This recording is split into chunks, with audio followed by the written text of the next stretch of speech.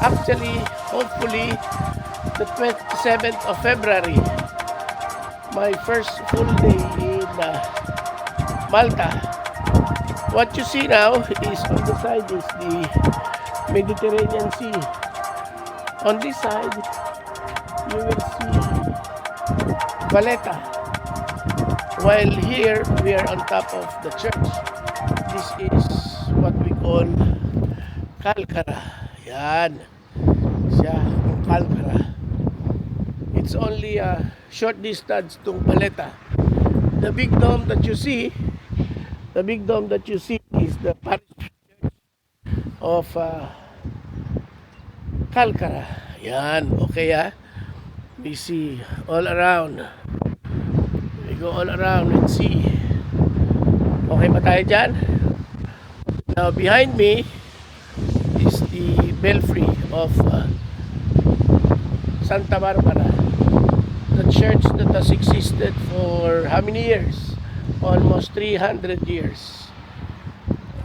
Place of the seminary. Below, what we see is the garden of the church. Yan, garden siya. Okay ba? Alright.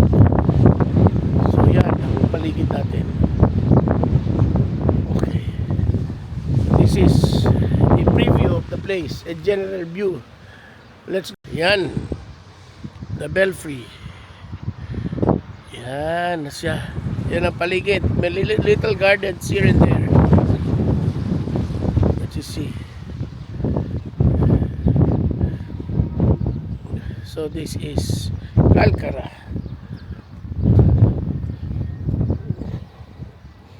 The patio of the place. Yan. The little garden below. Okay. Watch out for my other videos.